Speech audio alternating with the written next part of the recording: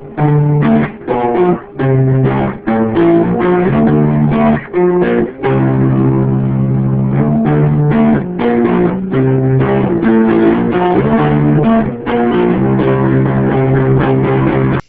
and welcome to the All About X-Men Comics podcast, where you'll find recaps and reviews of all the most recent X-Men comics, as well as previews for upcoming issues. Please keep in mind this will include spoilers and a variety of cussing. I'm host Scorpio Moon, an often suffering but always persevering Wolverine fan, and hosting with me is... Johnny Alpha, and I'm just so pissed about, my powers only being half-assed ever since the whole Phoenix Force 5 fiasco, man.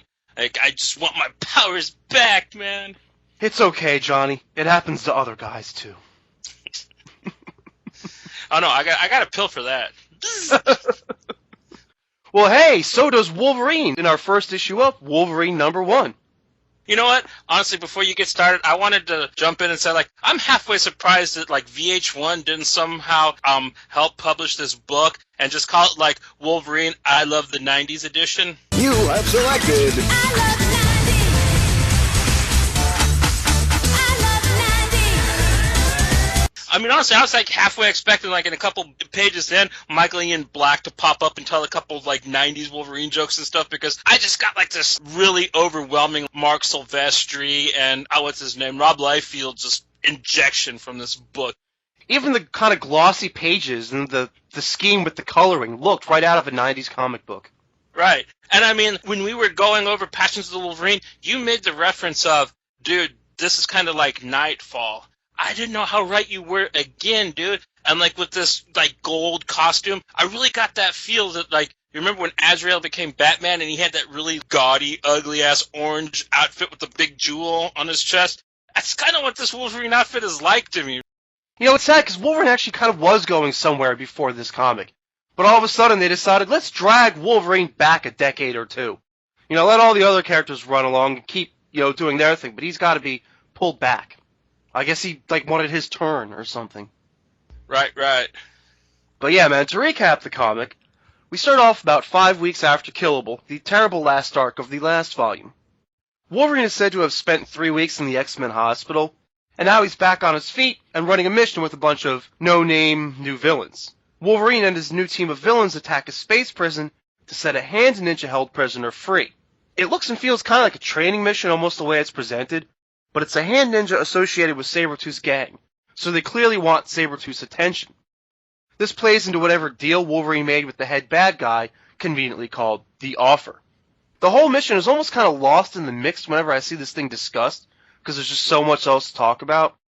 But all in all, this is just a very obvious first issue of an arc that never really rises above the typical first issue exposition, so the plot kind of comes later anyway, I guess. Well, and the thing is it's a training thing, but it's also kind of a test to see if Wolverine's really broken bad. And at the end of this issue, the twist is just so horrible because they throw in this entire thing where he goes into training with Black Widow and she teaches him how to shoot a shield drone, which really kind of just made the whole last panel just kind of okay, that's completely worthless now, At least that's how I saw it, you know what I mean? That was definitely another life model at the end of this issue, this whatever you want to call this expedition into Paul Cornell's horrible writing.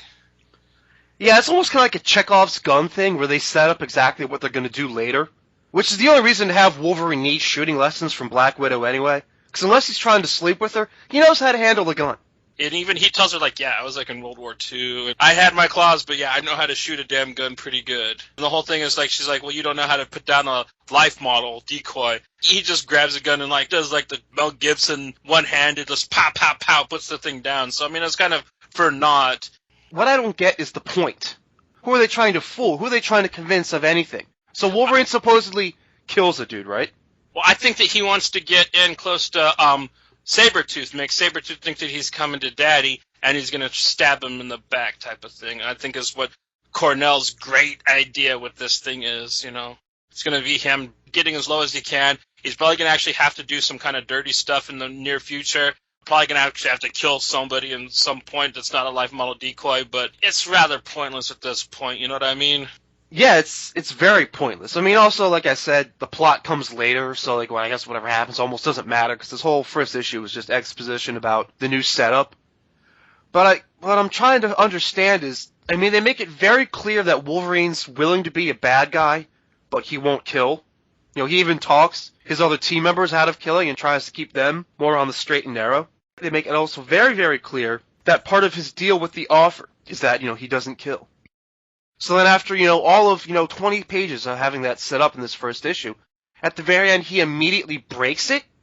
I mean, what message is that supposed to send to his team or to the offer, who was trying to keep Wolverine away from this situation?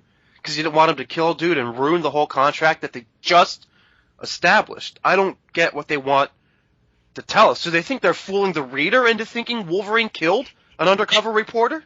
It's a hack trying to act poignant, dude. This is Paul Cornell trying to, I'm M. Night Shyamalan, I'm going to throw a twist. And it's like, dude, like, M. Night Shyamalan sucks at throwing twists. You don't want to imitate that guy. And Paul Cornell's like, no, I want to be M. Night Shyamalan throwing twists. You're throwing a twist already. You're throwing the twist in, like, your first act. We haven't even been able to enjoy the idea yet. And you're already, let's twist it. Yeah, I mean, your theory of him trying to convince Sabretooth that maybe he turned is the only thing I can maybe buy, because I don't see what that does for the reader. It's not going to fool the reader, and I don't see what the point is of trying to fool his new team. Why would he want his new team, who he's trying to guide somewhat morally, to all of a sudden think he's a straight-up murderer? What else can we possibly go over? We kind of already covered what we think of the new costume, right? Yeah, I mean, like, the only person that's, like, sitting there thinking, like, oh, man, that's cool, I wish I thought of that, is Rob Liefeld. Yeah, he just It had needs a couple. pouch. It needs some pouches. That's it. It's perfect. It just needs pouches. I know Rob's sitting there somewhere thinking that. And maybe make the gun just a little bit bigger. Yeah, that gun's a little small. And if I've got to throw in one more nitpick, why do they leave part of his face open? Like, you notice when he gets hit by the blast, that, like, the one part of him that's bleeding is his face, which wasn't covered? Yeah, If they're supposed to make such a big point, it's a new armor he's wearing because he's scared and needs to feel protected. And, since I said the whole book is exposition, they have a point where it looks like he's about to get hit by something. So we can say, hey, watch it, and the guy can explain, oh, I thought your suit could withstand any explosion or whatever. So, exposition. But, I mean, aside from just the aesthetic of leaving the face open, if the whole point is that the suit has a function, like, why be so cliche and leave the face? right. Okay, so he's got external claws now? He doesn't have his own sninked, even? Oh, really? I didn't catch on to that, so it's almost like how he was before, like, they retconned him to where the claws came out of his hand. Because original Wolverine, when he was just a Hulk villain, like, the claws actually were part of his gloves. They weren't actually part of him. So they're back to that now. Yeah, they're back to that. You can tell by looking at the costume and the close-ups. There's obviously, like, an external wraparound thing that the claws come out of. I mean, they don't really get into what they're made of yet or how strong they're going to be. So I assume there's some scene someday where they're not good enough, and he has to pop his own. But yeah, for now he's using fake claws again. Yeah, dude. He's whimpering now, man. He ain't even Wolverine. I mean, why not just use his gun? Why not use his guns? Even if you give him, like, a more non-lethal gun, like, give him, like, a ray gun set to stun, or... I mean, I guess he's too mad at swords and he broke the last one, so they can't do the whole samurai thing that he's supposed to have going on. He'd have to have technique and, like, logic to his fighting. Like, I thought Wolverine was just like a flailer and Berserker Barrage. Well, he's been both. Like, he can fight... Well, I mean, first of all, you're not going to see any sword fighting in this series, obviously. But I mean, like, he can fight, and in fact, he can be a really great tactician at fighting. But that's usually the thing, is that he's supposed to be a good fighter, but then, like, the animal takes over once he gets too into it, and then he becomes the Berserker. So really, he can be both, and there's been plenty of Wolverine comics in the past where sometimes he has to let the Berserker free to win, or sometimes he has to hold it back, and he has to be a thinking fighter to win, because the Berserker would just get him killed. That's always kind of been, like, the back and forth in Wolverine comics as far as his fighting style. But then they did a thing in Wolverine comics a little while ago where he had this villain, Dr. Rot. And this was, after he got all his memories back, who did all sorts of experiments on him and shit and sliced up his brain, and that made him lose some of his memory again, and he's kind of forgotten some of his fighting techniques. So yeah, there's all that. Okay.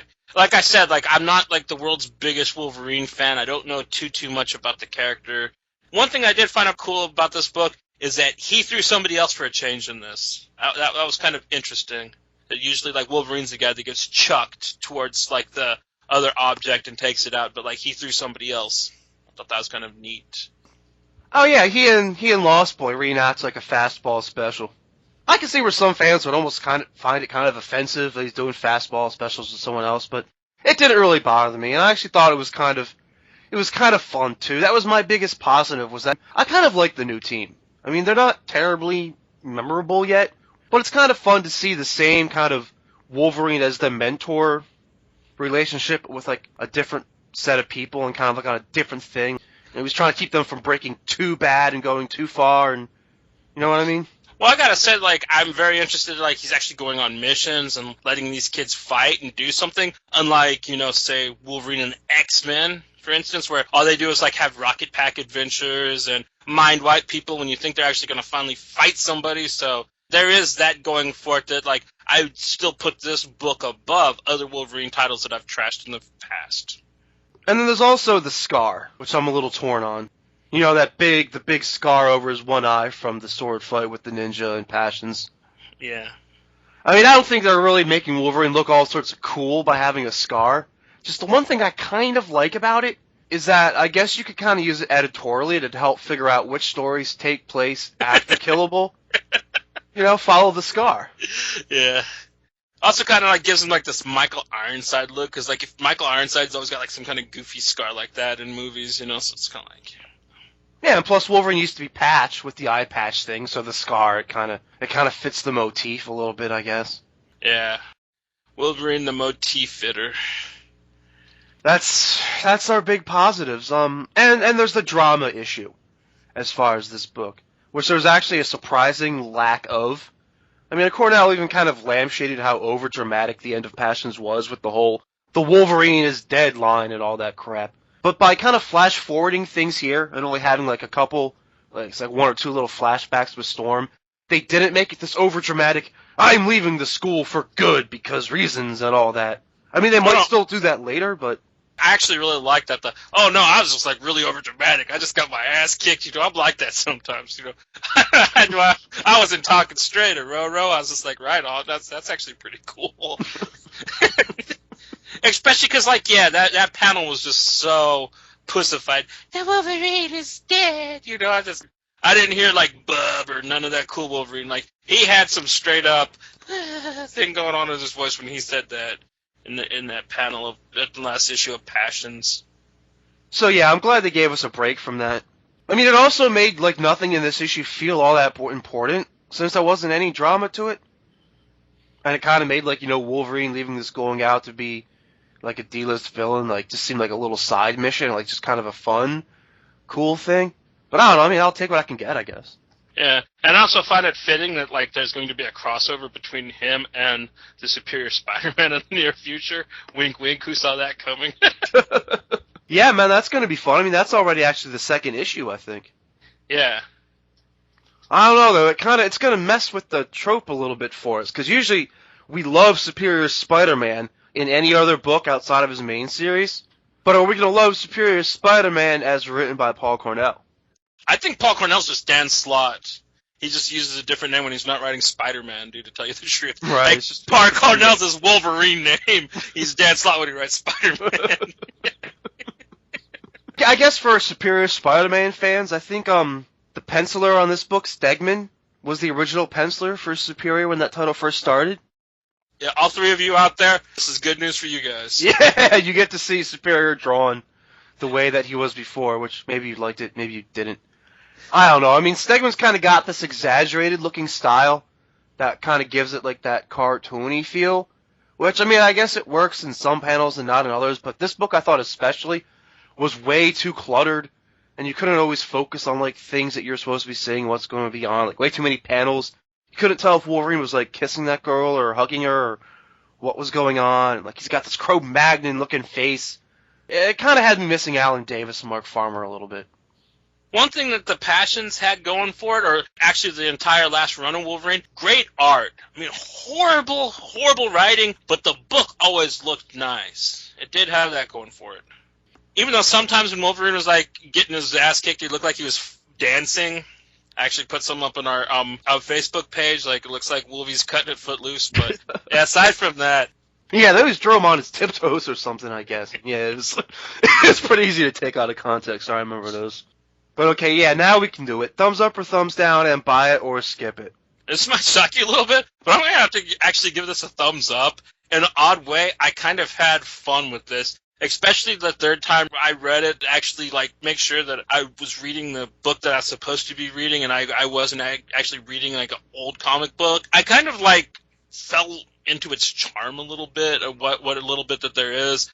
And I don't know, it's definitely not like how Cable and X-Force was 90s done right, but there was, like, kind of, like, this weird nostalgic feel. So it's going to get a thumbs up, but I'm definitely going to say skip it. Like, nothing happened in this. And I'm going to go thumbs down. Cornell had Sabretooth call Logan a parody at the end of Killable, but ironically, this is the parody. Before Killable, Wolverine was growing. Making the new headmaster of the school was just as brilliant as making Cyclops the new Magneto. Killable is what actually set him back, having him be the same old rebel loner who didn't rely on his friends, and now he's wearing fake armor and fake claws, and is literally an impersonation of himself. I'm also going to go with skip it. I'd say just go back and read Avengers Assemble 23 again, or just patiently wait for the next issue of Savage. We also have X-Men number 10 this week. Or technically, X-Men number 10, point now, Ghost number 1. Ghost number 1? Really, Marvel? Whatever happened to the 6-part Muertas? This is the worst shoehorning in of the number 1 point now gimmick that I've seen yet. It's not the first time that comics have done this, where, like, they will throw in a mini arc in the middle of an arc that was already going. And actually, Brian Woods has done this in his Vertigo books. So maybe when they threw this idea at him, he was able to come up with this, and I don't know. I actually love this issue. I think it went over very well. I didn't really see what the difference between this and the regular Muertos arc was, but obviously there is some difference, I guess. The artist, there's a different artist in it, so it's different. Well, what they do is they kind of almost have like 2 issues in a way, and they've got 2 separate art teams for them. But yeah, anyway, the issue picks up right where number 9 left off, continuing the same arc, with them all busted up on top of what's left of a building. Gabriel Shepard bails her out of any diplomatic, criminal kind of concerns, and then wipes out every trace of Archaea in the area. It sounds like a pretty amazing display of power as he describes what he's doing, and even the characters comment in story, they're like, wow, is dude really that powerful? Too bad this god can't come down with them to track down the rest of Archaea, which has given Enchantress her powers back, merged Typhoid Mary's personalities, and upgraded Lady Deathstrike. If I have a bit of a nitpick, it's that I thought their new modifications were going to look different or look more cool, like kind of a cool sci-fi kind of thing. But I mean, at least they explained what they are here instead of how they glossed over it in the last issue. Right. I mean, like, Typhoid Mary, she's basically one person now. She doesn't got the 2 sides. Enchantress basically just got all her juju back, and yeah, Lady Deathstrike is really not getting anywhere with the Archaea thing. She pretty much got bitch slapped and told that she was just a tool in this, which, I don't know, she kind of deserves, in my opinion, but, she's getting what she's deserved, because everybody told her, you don't want to mess with this thing, and she's like, no, I'm going to be tough, and it's like, okay, yeah, go ahead and try it then. And, like, yeah, Archaea pretty much laid down the law to her in this. It even seems to knock out Ann Cortez a little bit, because now her side of the personality is coming a little more loose and talking more, and suddenly she's like, oh yeah, this wasn't such a good idea to share my body with Lady Deathstrike. We also learned that Rachel and John Sublime had a one-night stand. Personally, I guess I like it because it's a little less gross than the idea of them having had a full-on ongoing relationship. She doesn't want any more, though, because she says, her friends will always look on him and see him as the villain, which is what I've been saying all along. Like, we're always going to look at John Sublime and see this disgusting villain. You can't really have him with Rachel like that. I mean, I hope it wasn't, me who brought down the relationship, but... Rachel's too hot for some creep like Sublime anyways, man. She was much better off with the crazy-ass Shi'ar dude with the big sword, I guess. I mean, even though I was just arguing against it, like, I can kind of see what they see each other. Like, the way that they're both these kind of, like, lone, lost and lonely types. Like, I can kind of see, I think, what they see in each other, but apparently they're not going to go through with it, at least for now, and she lets him down with that sad-looking little telepathic apology, even though he just got through saying, like, yeah, I'm an immortal consciousness. I'll love and lose a billion times worth. I could care less. You know how many hoes I've banged and forgotten, girl? You ain't nothing but another bad memory is basically what he told her. And which I wouldn't have gotten so gangster, because, like, her outfit is very intimidating. She got, like, the bondage collar. She got the spikes on her arms and stuff. She's very formidable. She had the Phoenix Force, you know, or she was a Phoenix at one time and stuff, so I wouldn't mess with her. But John Sublime obviously thinks that he can, whatever.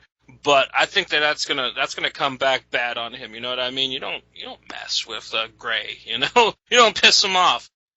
Yeah, not the smartest thing he's ever done, but he has done a lot of stupid shit too. So anyway, Archaea can control technology remotely, so she's got planes and subs all over the place, leading the X-Men on a bit of a wild goose chase. One team does track down an actual piece of her in space, and then Jubilee and Krima lead some of the Jean Grey school students against her Archaea-controlled Sentinels. And Johnny, as usual, the younger classes of X-Men are about 10,000 times more interesting in any book other than Wolverine and the X-Men. You actually get to see the two main Archies. You get to see Archie himself, Quentin Quire, and Veronica, a.k.a. Heidi, both being really badass in this, and he's actually funnier in this book than he is in his own title. When he's totally hitting on Karima, you know what? You don't follow any rules. You push the envelope just like me. Oh, Quentin, shut up, man. You just read stuff off your own Wikipedia page now. Wolverine and the Archies cannot end soon enough, and, like, I hope whoever gets put on that title writes it like Wood does, man. Well, that's kind of asking a lot, but yeah, man, that shit was too much fun. I love her telling Quire, like, go ahead and do all the dirty little things you always think about doing. Unleash yourself on Archaea. It's just like, really? Okay, and like, yeah, he does, man. And you get to see some of my favorite old schools, man. You get to see Rockslide and Pixie in this issue. Only person that was missing is Surge, man. I hope she pops up in the next issue. Yeah, maybe she's like in the back of the jet or something.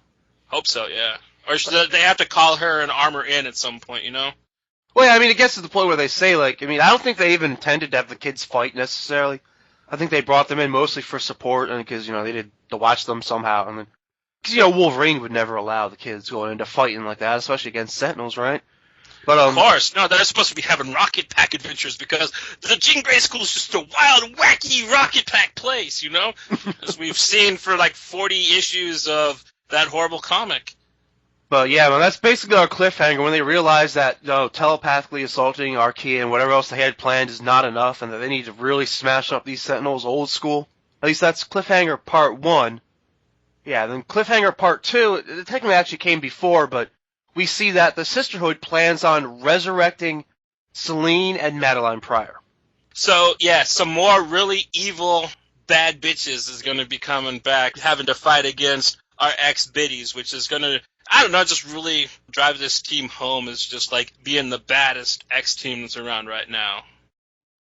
So what did you think here, man? Thumbs up or thumbs down, and buy it or skip it? I gotta go thumbs up. I really love this book. It's on fire. And I didn't get that half unsatisfied feeling that I did from the last issue of it. So it's definitely like a very strong thumbs up.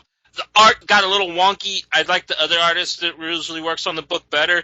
But it still was okay. You know what I mean? It wasn't awful. So I'm going to say buy it, dude. This is just a hard-hitting book. It's got such a great team. These girls are just, I don't know, man.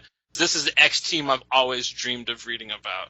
And by a writer that I always wanted to read writing it, you know what I mean? Like, Wood writing superheroes is just such a weird idea to me, but he is doing it so well. I've got to go thumbs up, too. You know, despite the retarded, confusing kind of gimmicky thing they're doing, this has probably been one of the better issues of the whole storyline so far. And I'll also go with buy it. I also went into this thinking I was going to get that, man, these things go by so fast feeling. But maybe it was because they kind of split it up and gave you 2 stories. Because after the first cliffhanger with Madeline and Selene, I was like, wow, man, yeah, that's that. It's feeling it's over. But then there's like a whole nother little book, like a couple more pages. So it really gives you a nice, fulfilling read, which is why I'll say buy it. And now those 2 are our only 2 books for the week, but we've got plenty of previews coming up.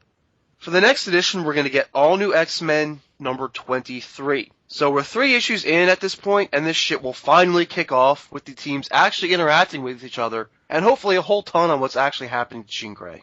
I'm really apprehensive because the 2 first issues where they kind of really drug the heels getting into this thing, but You know what I mean? This sounds like a great crossover, so I'm not going to let a stupid beginning hold me back. You know what I mean? I really hope that this thing takes off, and all news has been phenomenal. I haven't been able to get into Guardians like I've wanted to. I actually got the trades. I haven't read them yet, so I am looking forward to that before probably reading this issue this week. So, yeah, man, I really hope that this crossover rocks. Yeah, man, it's still got plenty of time to tell its tale, and I think it's really going to at least finally start here. We're also going to get Wolverine and the X-Men number 41, which is going to get immediately retarded with Toad and Krakoa, and this whole thing about Toad being kicked out for what he did during the Hellfire thing, and them, like, missing each other or something. But it is also going to have Husk in it, which is cool. I like her. The Guthrie family is always good, in my opinion. Yeah, man, I like them both. And this is going to be the first of the last 2 issues. Well, I mean, the first of the last 2 issues until the relaunch. You know what I mean. Yeah, I know what you mean. This is the end of Cheeseball Aaron's run before he retires this book to somebody that, I don't know, maybe can write it better, maybe writes it worse, you know.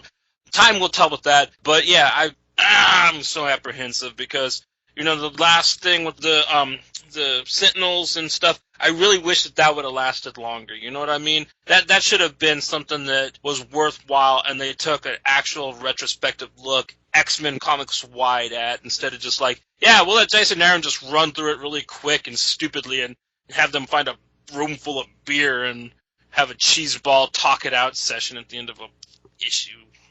Whatever.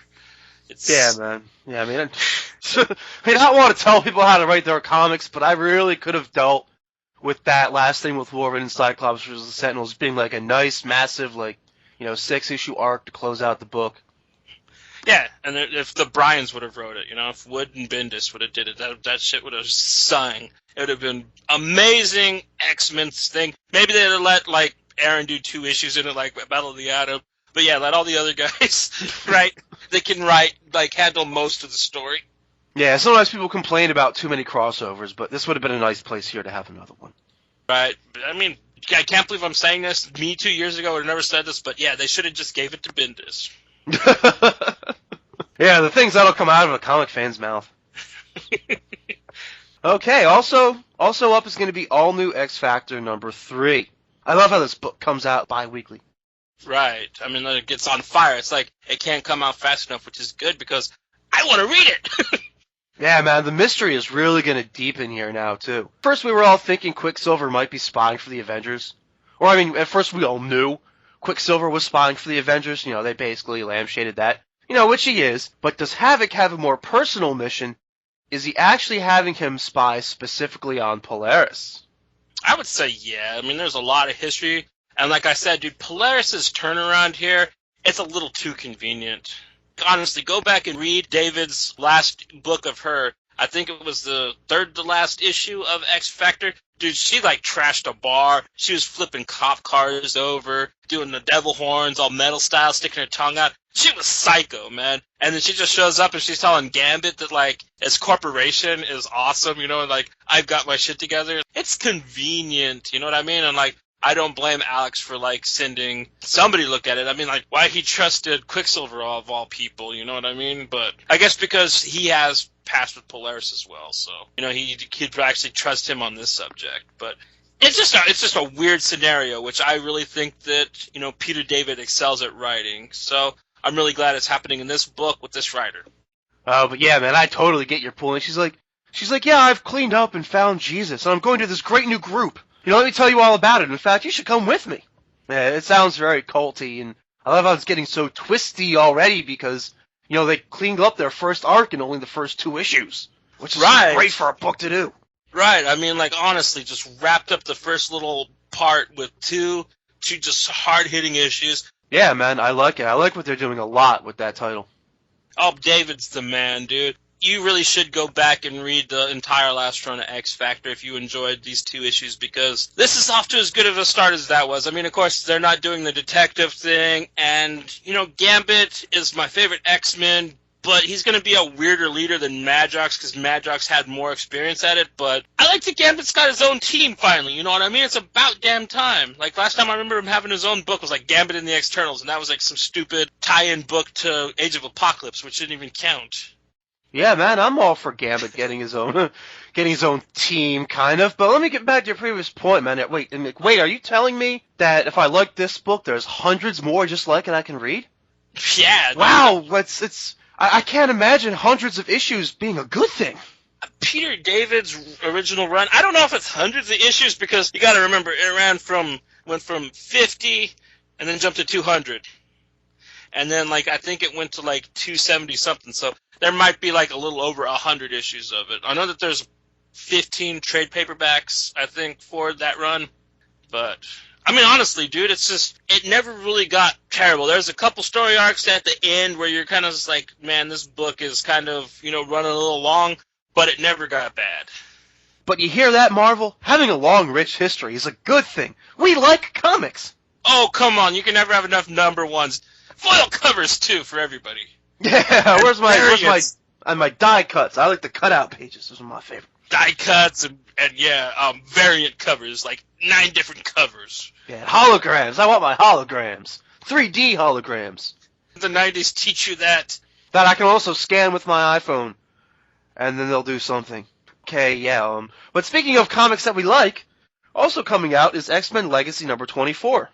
That's a good thing, and it's kind of a sad thing that this is going like the last couple X-Force books. It's like, let's just rush this thing out because it's over, It's like, man, yeah, but I kind of want to relish it because, like, I don't want it to be over too fast. This book is too good to just be like, yeah, let's just finish it. But I'm not going to complain that the next issue's out already either. Well, they also are playing very coy with the ending. I haven't seen the solicit yet that actually says final issue in it. And they are going to do that thing with the Legacy numbering where all of a sudden, like, Legacy becomes, like, issue 300 because they like to confuse fans more. I wouldn't be surprised if it jumps to a different topic then, because Legacy does that. Like, it went from Professor X to Rogue, you know what I mean? It's basically like whatever X-Men is having problems and kind of needs to get their shit together to focus on. It's kind of how I've always seen at Legacy ever since I started reading it when Carrie took it over after Messiah Complex, which I think is a great topic for X book, like what kind of goofball kind of always had trouble with their problems really needs to try to sit down and get their shit together, and we can actually like dedicate a book to them doing this. I never thought that they'd attack Legion, and I never thought they'd do it in such a Vertigo Comics fashion, so I really hope that if they do jump to another character, they kind of keep this aesthetic to it. I really do like that idea, too. But wouldn't it technically be Wolverine, then? Yeah, but Wolverine can have a Legacy book. Like I said, it's got to be like an offbeat, weird character, you know what I mean? Kind of like... Well, like Professor X and Rogue aren't that offbeat. But they're not Wolverine. They don't have like 5 other titles, too, Alright, well, maybe Nightcrawler? Yeah, maybe Nightcrawler. Maybe Feral Beast, Maybe the Pirates will get their own series. I'm not sure. We also have Marvel Knights X-Men number 4, which is coming to a close soon, with this being issue 4 of 5.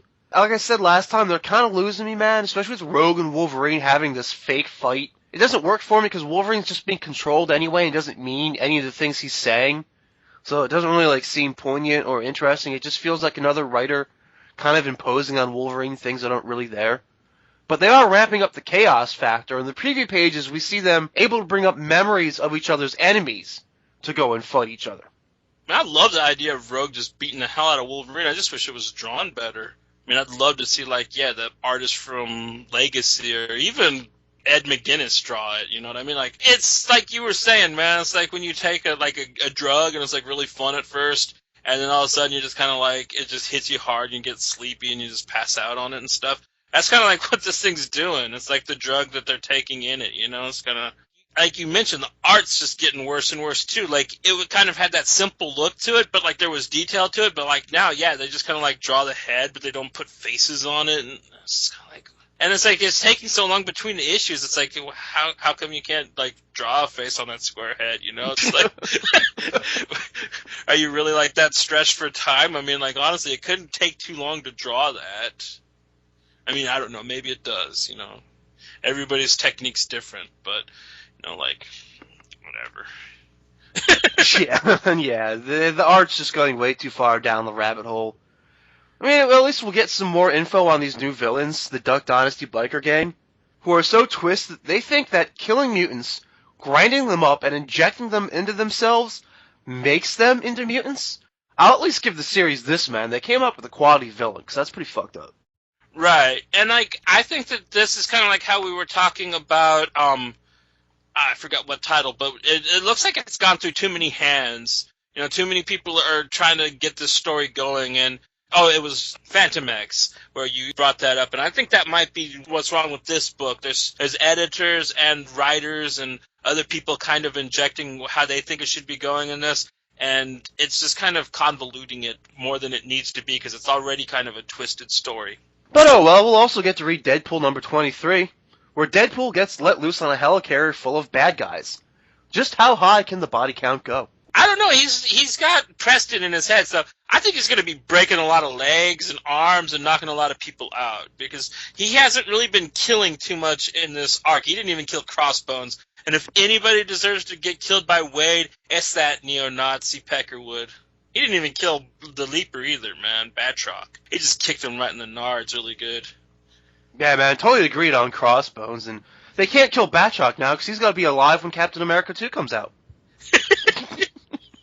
Is he going to be in that? Yes. With the Easter egg outfit? Like, I want to see what that looks like cinematically. I bet you he'll actually have like a decent costume. He's not going to look like a horrible Easter egg. No, man, it's not like Falcon's going to be there with full plumage, you know? He's got like a metal wing thing, I guess, going on him. Well, that's a cool thing. The actor that's playing him got pissed that he showed up to see the costume, and it wasn't the red and white outfit. It was like some goofy black thing. And the actor actually went out and told a magazine. They're like, "Yeah, man, I saw the outfit, and I was kind of pissed at first. You know, I wanted the red and white." I was just like, "That's awesome." The dude said that. Yeah, man, that is. I mean, I'm sure Batroc has some kind of like jumpsuit look or something like that going on, but that does finally answer our question. I saw that somewhere. It's like, oh, Batroc's going to be in it. Perfect. That's why he's been in all these books all of a sudden lately. Alright, and I saved one of the most interesting ones for last year. Our last preview up is going to be X-Force number 1. So we've got Cable, Psylocke, Phantom X, and Marrow. Not a bad lineup to kick things off. Right, and I'm very interested to see exactly how Psylocke and Phantom X squashed their beef. Because last I saw, Psylocke held a gun to Phantom X's head, almost killed him, and told him that she never wanted to see him or the female Phantom X again. So, but I mean, Side Spirit is probably going to come up with something good. Also, this Korean kid that's doing the art, love his style, love that manga look of his, dude. It's happening, you know what I mean? These X-Force books I've had lately, there's a real strong signature visual art style. Like, you'll see that shit and just recognize it right away, always. And it doesn't hurt having Cy Spurrier write this, like you mentioned. I mean, I think X-Men Legacy is one of the best X-Men books, and really just one of the best superhero books ever. And as dark as an idea of X-Force has always been over the past decade, it seems like he's still found a way to say no more Mr. Nice Guy with his plans for this series, so I can't help but be excited. Okay, so now let's do our segments. Why don't we start by spiking the punch? Oh, yeah! Alright, man, spike it up. Spiking the Punch is a segment where Johnny and I each recommend one non-X-Men related comic book. Johnny, you want to start off? I gotta go ahead and surprise you again. I'm gonna be going with Marvel. I'm gonna be spiking with all new Miss Marvel number 1. I had a lot of fun with this book. I like that they're kind of mixing things up. And basically, you start this adventure with this kind of really awkward Pakistani girl who loves the Avengers and is kind of odded out because she has kind of, I don't know if they're strict Muslim, because she has this cousin that lives with them who's all Muhammad and stuff, and her uncle that she lives with kind of always teases him about, like, you know, praying all the time. It's like you're trying to avoid a job. It's really funny. But basically, they're kind of more stern than she wants to be. She wants to be all westernized. She wants to go party with boys, and they're a little more, I don't know, fundamental, but they're not completely bad about it. But she wishes they were a little more liberal. She wants to go to this party, and they say no, so she sneaks out, and she's hanging out, and she kind of finds out that these people that she wanted to party with were douches. So she's bouncing when all of a sudden the Terrigen Mist hits. She kind of goes unconscious, and one of the coolest things I've ever read actually happens. And basically, her favorite Avengers, Captain Marvel, Iron Man, and Cap, appeared to her speaking her native language. They kind of imply that since like she believes in them wholeheartedly and basically like has complete trust in them, that is kind of how she sees God, which I really love when comic book artists play with this idea. Like Dennis Hopeless did this also in the book called Love Struck. It was the first graphic novel of his I read, where the girl sees God as the Ramones. I really like that they kind of pulled that angle with this too, and they kind of really explained to her that like, yeah, all right, you're going to get your wish. You're going to get to be powerful like us, but, you know, it's not going to be the dream that you always accepted. And then at the end of the book, she breaks free of her cocoon, and she's kind of still, like, very Arab looking, but she's got the original Miss Marvel outfit and blonde hair, which is kind of a really kind of funny little twist. And I don't know, I just had a lot of fun with it. I really like that they're mixing up ethnicities. And I don't know, I think it's really cool that there is an Arabic American female superheroine. I really think that that's a bold move for Marvel to take at this time with what's going on in the world. I think that that's a great idea, and I gotta give them thumbs up for doing it. Yeah, it's tricky because, you know, some people accuse it of, you know, pandering or trying too hard to do that. But, I mean, you also have to look at the fact that, like, they would not have done this 40 years ago. Like 40 years ago, you just would not have created a character like that. It just wouldn't have happened. So now is the time that you can do it. What I love about it is how they didn't go too far in either direction. Like, when you have something with racial tones, I think it's really easy to take it too far and try to say, like, you know, look how much just, like, you know, quote-unquote normal people they are. And, you know, they don't do that too much. They keep it in kind of a gray area. Like, yeah, sure, they've got their weird food rules and all that. Like, you know, that's still all, like, there. You say the father kind of, like, accuses the living guy of, like, you know, praying too much. It's like, if you spend as much time looking for a job as you do praying, you know, maybe you wouldn't be, you know, living under my house and my rules and all that. It's almost like they just present them as real people. They kind of even played funny with the food rules because at the beginning she's like smelling the bacon and she's like, God damn you heathen meat, I want to eat it so bad. And it's just like, you can't just sit there smelling the bacon all the time. Close the oven. And they found a kind of a funny way to play with the kind of odd stereotypes without making it offensive to either way. And I kind of really like the way that they drove it home that there are white people that think that, like, you know, they understand the plight, but they actually just do it to try to make themselves feel good with the character Zoe. I thought that that was a very interesting, like, thing to kind of bring up in this book as well. Yeah, but I like how the truth is always somewhere in the middle. Like, you can play with stereotypes and characters a little bit. Like, you don't have to avoid the parts of them that are technically true, but you don't have to make it too silly either, and they don't push it too far in the other direction either. Like, they could have gone too far and been like, oh, look at this poor little abused, mistreated Muzzy girl. Look how she's so tortured and everyone nearly kills her. I mean, really, she isn't picked on any more than any other nerdy kid might be. And in fact, she even teases another girl about her heritage.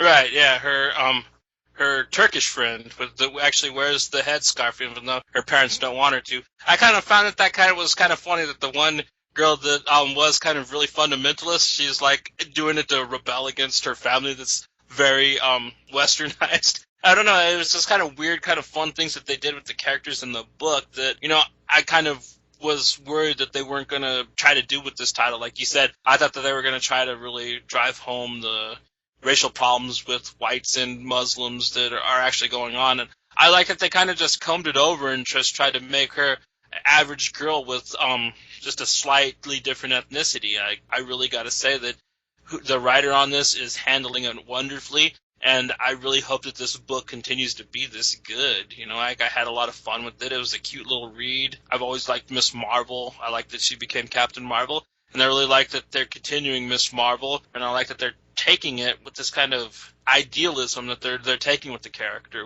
So I got to just say that Marvel is just knocking it out of the park right now. And you can't help but love this girl too, man. Like, she practices fake karate superhero moves and writes Avengers fanfic on her computer and stuff. I mean, she was just too much, man. And this Terrigen Mist thing is turning out to be a pretty great idea too. The way it exposes your inhuman heritage or whatever, it opens up the idea of, like, what if there is something really special inside of me?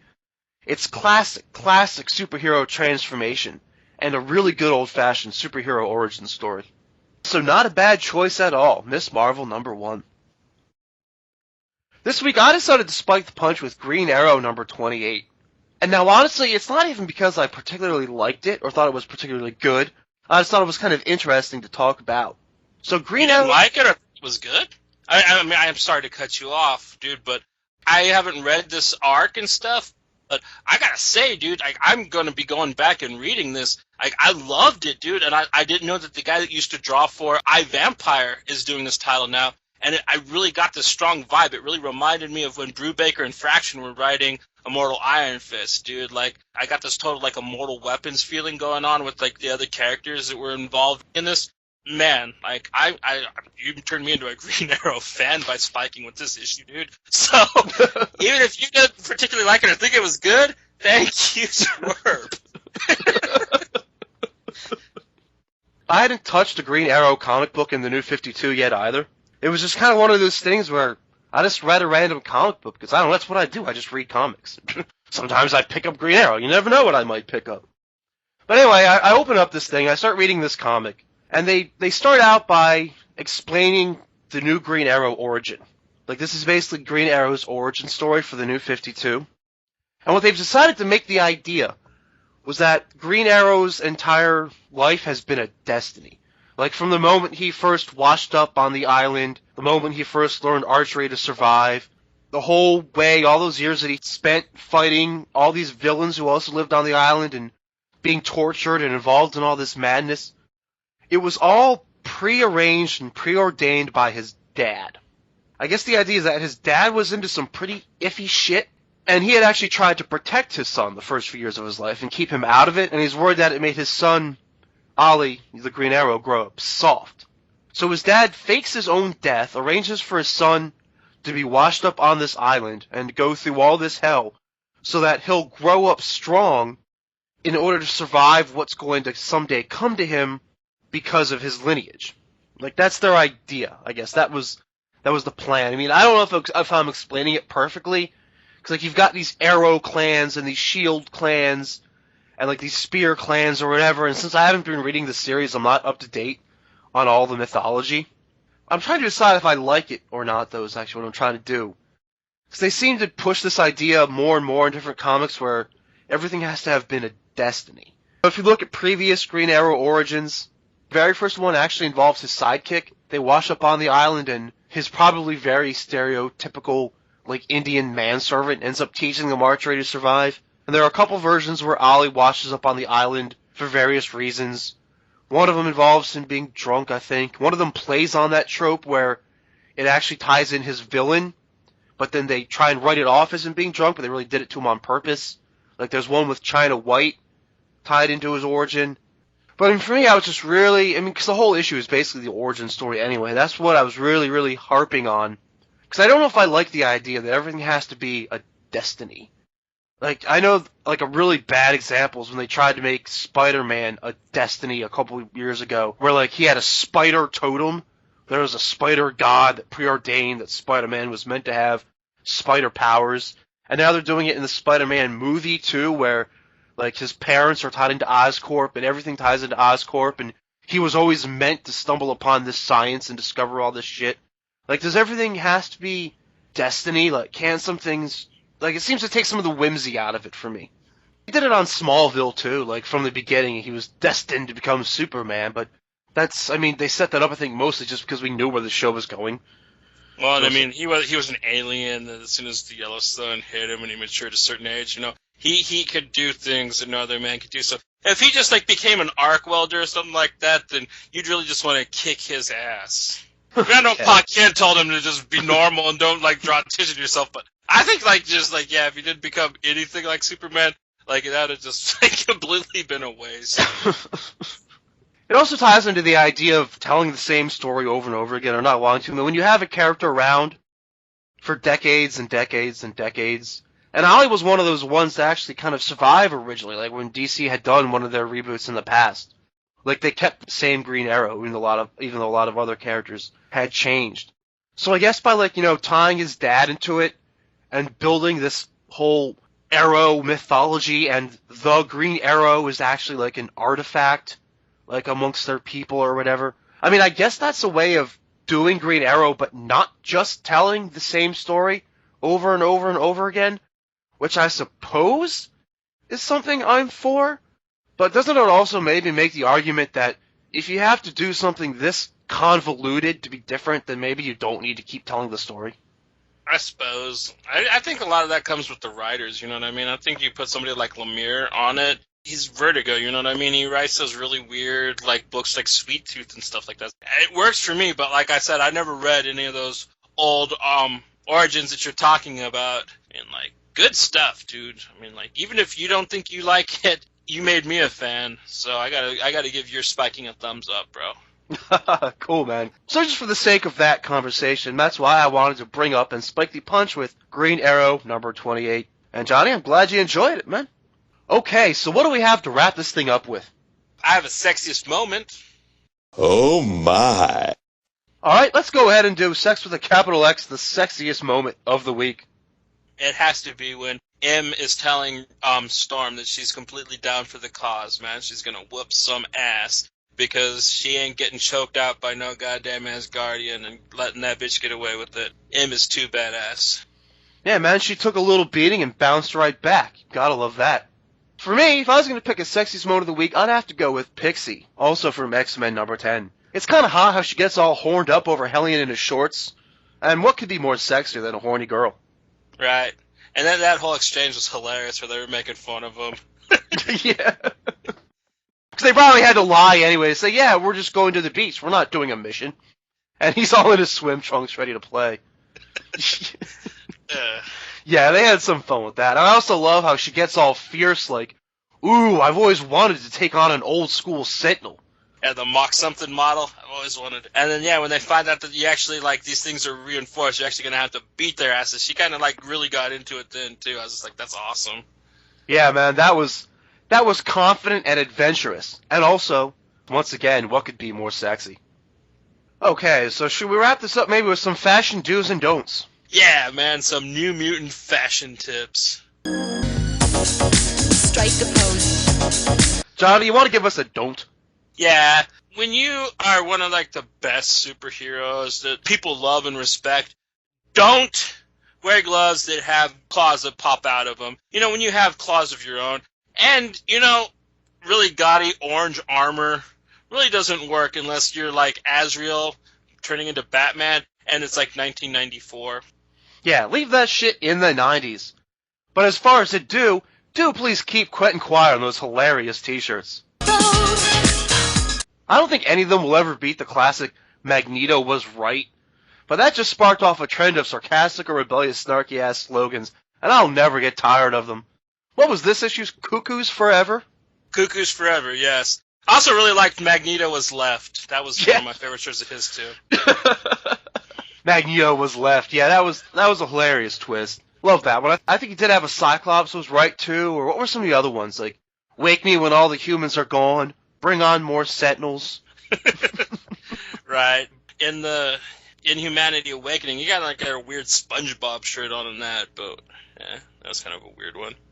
Yeah, maybe that one's a little more offbeat, but hey, you're always going to have hits and misses, but either way, keep them coming. Okay, our social media spot is facebook.com/allaboutxmen comics podcast. Make sure to hit us up there if you miss us, and in the meantime, we'll see you next time you decide to play.